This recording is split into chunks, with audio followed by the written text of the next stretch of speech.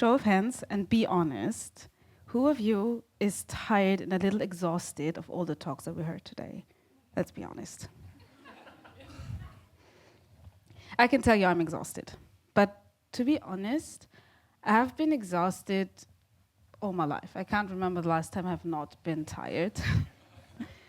And I'm not talking about that kind of exhaustion that you have after a long day at the office or a good workout session. I think mainly the Black people and the people of color in the audience will know what kind of exhaustion I mean. It's a kind of exhaustion that stems from a certain pain. And if you don't know what I mean, don't worry, I'll guide you through. Because you see, as a Black person, a person of color living in a dominantly white society, you're constantly having these borderline experiences between the home you come from and the world you step out to. The gap between those spaces often holds many variations of rejection. And this constant rejection leads to that pain. And even though it's very subtle and very little, you might think you can outlive it, but you can't because it's so much bigger than most of us. And this is why it's so important for us to keep repeating that racism is so much more than the words people say or the actions they perform.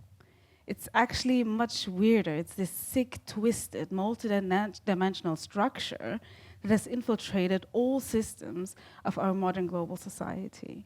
And I get that it's hard to understand sometimes and to really grasp what it feels like when you're not Black or a person of color.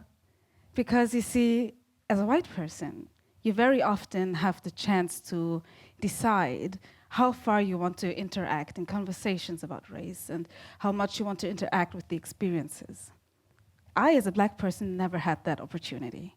I was forcefully pushed into these situations from a brutally young age, so young even that I wasn't even able to put the world around me into words. This is what we refer to as embodied inequality. And it's the reason why so many Black people and people of color are of higher risk to experience mental health issues. So what we need now, more than ever, and I'm sure of it, is healing. And that's what I'll be talking about, healing, especially collective healing. And we have tried to find so many different ways to cope with that pain. For example, we started to create safer spaces. The daily interaction with violent experiences create the longing for a space that's free of that violence. And finally, you're with people who understand you because they're going through the same things as you, and you don't have to translate yourself. These safe spaces are a direct response to the oppression experiences in white spaces. But the theory of intersectionality teaches us that we all can experience discrimination in more than one way. So obviously, we'll need healing in more than one way. No space will ever be truly safe. Safer, maybe, but not safe.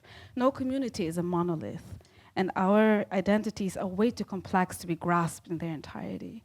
So yes, marginalized communities need spaces for themselves, but they need to understand that while one part of their identity might fight healing, another one might be suppressed in the process.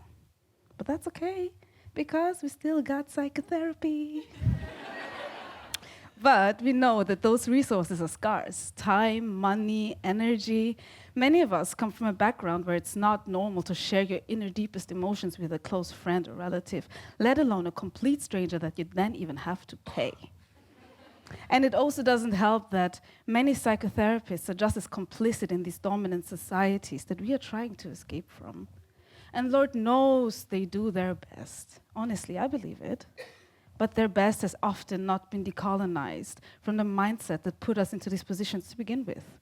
So many mental health professionals simply lack expertise in questions regarding the effects of colonization, migration, discrimination. What does it feel like to be a refugee? And after all, isn't it brutally negligent that we take all the burden in the world, put it on one person, and then tell them to solve these global systemic issues in one-on-one sessions, 60 minutes a day, once a week? That's not normal, especially if you think that this pain goes so much deeper and it's so much older than we are. The hip theory suggests that all these experiences, all the traumas that our ancestors went through, including the racialized experiences, were passed on over generations and now are into us and shape the way we perceive the world and react to it. So out of context, our mental health issues might feel like they can be led back to the experiences that we made in our personal lives.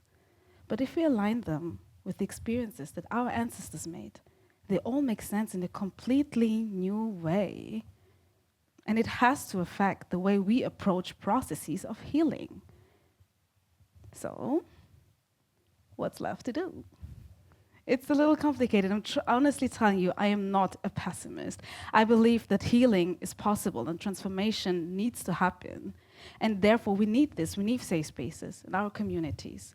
We need to go through therapy, and we need to go through our ancestry line. It's hard, it's tough, it takes energy, but it's worth it.